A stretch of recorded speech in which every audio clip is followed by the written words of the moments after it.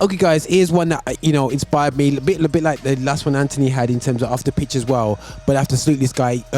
There's this program called when I was 13 years old. Gaza was moving to Italy.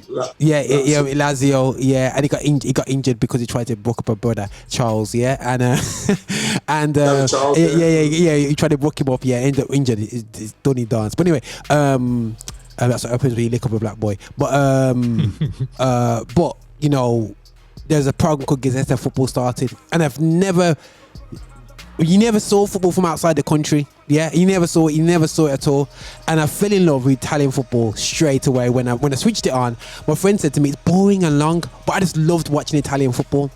And when his brother comes along called George Weah, into an AC Milan team, and then there is another football which I do put in there, which inspired me, which you guys hear me talk about. But this guy, for me, really represents for me what African footballers he's a template for African footballers in terms of impact on and off the pitch, and it's George Weah. You know what I'm saying? He if you actually see his story and where he's coming from, he was playing like he had no right. George Weah had no right becoming a footballer. He had no rights. Bro, he's in the yard with basically 15 other cousins there still coming through. Just played about the year above him, you know what I mean? And he was just playing pro football from very young. Got squeezed in Cameroon.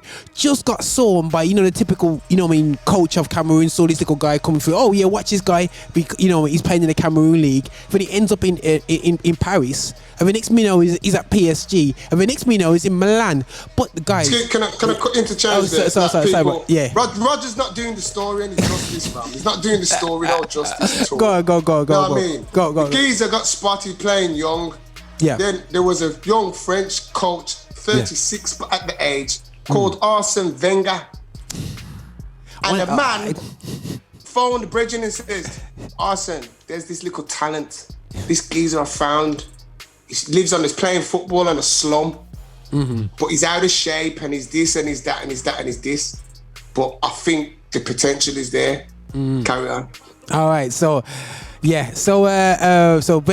was kind of instrumental in terms of bringing... Wenger was the father, according to George Weah. His words was Arsene Wenger is like a father to me, and it come true that, and it come true that way. It 100% come through that way. And to be honest, guys, to go into Milan and in them days for a black guy to come from Africa, to go into a land where it doesn't, they were more racist than England, you know what I mean? And England was bad back then, you know what I mean? And then to go to Milan now, listen, man, everyone moans about Italian fans now. What on earth were Italian fans like back then? We didn't hear it, you know what I'm saying? They must have been terrible. But the guy, and you know what, and now guys, you don't make it too personal here, but for him to then marry a black woman was like whoa, was even more weird, like going, oh my gosh, man, like, yo, that's just like, and then to be prime minister of his own country, like to try and put back in his country, and he played for his country, Liberia. Like, who does that? Everybody, Deseli, Vieira, all the guys in that era all played for France. George Weah never. You know what I'm saying? And that's why, like, even Job, there's a guy called Job who played for, I think, Cameroon as well. He's played for Afrobeats as well, and he played for Cameroon. Job. And like, for me, it's good to see African players, you know what I mean, coming to Europe, doing excellent. But George Weah never even just does excellence. He actually won Ballon d'Ors and stuff. It's a good point what you said there, Raj. But I think, to be quite honest, I personally believe majority of the Africans do stay and play for their country. Okay, cool. The majority of them, they do stay, because if you look at the Drogbas, the Kalou, all those geezers, bro, they could have came and done as Raheem Sterling and gone over to France and won Ballon d'Ors and won World Cups. Didier Drogba, look, there's a great example. 100%, man, Didier Drogba, man. Look at Didier Drogba. Is exactly like George Weah, the modern George Weah. Didn't achieve the individual height that George did, but he won Champions Leagues, as you know. And so George Weah didn't win them. George Weah didn't win the Champions League, I don't think. But he won the Ballon d'Or. Ballon d'Or. Bro, can't take that away from me. But that season, you know what I mean? The only African, but the thing is, African to do it. Anthony, you watch Gazzetta Football. That season when he won it, bro, I saw him score some disrespectful goals against proper defenses, bro. Proper defenses. No mugs, you know, bro. You say no mugs. George Weah. When George Weah was playing in Italy, as we know, Italy was the best league in world football. Yeah, man. If you wanted to call yourself any form of standard of footballer, you had to go and do it in Italy.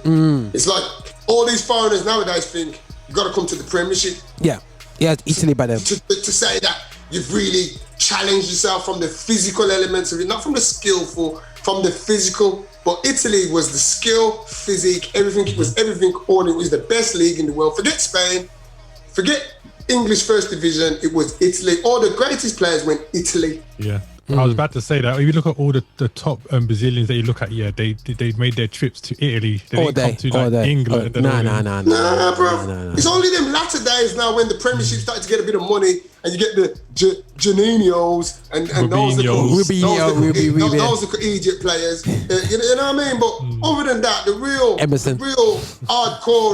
hardcore of proper Brazilian ballers, the Emersons, the Cafus, them players there, they were going Italy, bro. Remember, Roberto Carlos, when he left, where did he go? He went Italy first. Yeah, he went Italy. Inter Milan. And the reason he left Inter Milan, because Roy Hodgson thought he was a left midfielder and not a left back. And he didn't want to play there. And that's why he left Inter Milan. Roy Hodgson forced him to leave Inter Milan. Roy Hodgson. That's more than whatever. You know what I mean? But great call, Rog. George Weah. Yeah. Another hero. I'm saying 100%. Just to care about your country, bro. You know what I'm saying? Being with and I'm not saying you can't go with anybody else, but we see too often, guys. You know, and I'm not bothered about mixed ethnicities. You know, I'm not really too fussed on moaning and groaning. But it comes to a stage now where it's like, hold on a second, guys. Yeah.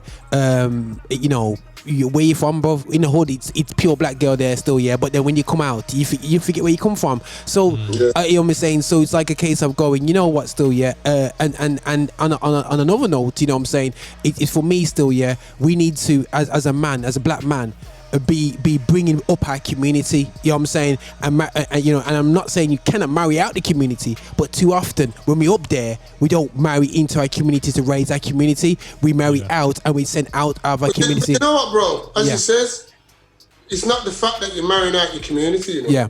Because let's be real. You can marry a white woman tomorrow. Yeah, no problem. It doesn't lose your blackness, and you shouldn't lose where you've come from. The suffering, the hardship, all the poverty that you saw rare. Just because you've married a white woman now, you're going to turn. I forgot about that now. And I'm going to go. No. And this is what I'm glad you made that point, because this has to be stressed.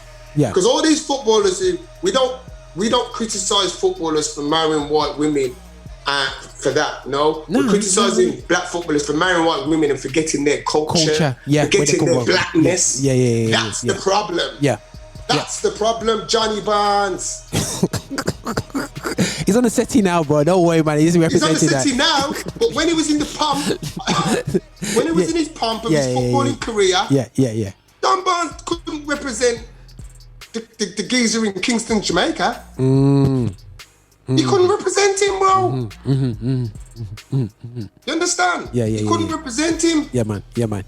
Now, John's put himself available to go back and remember where he came from. Remember that he's a yardie and But when he was playing football, go quiet, brother.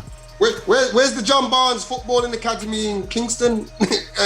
Where's the one in St. Anne's? Where's the one in Manchester, Mandeville? Where's the one? There's none. Because look, I'll give you an example. Look at Daniel Sturridge. No big footballer compared to how John Barnes was.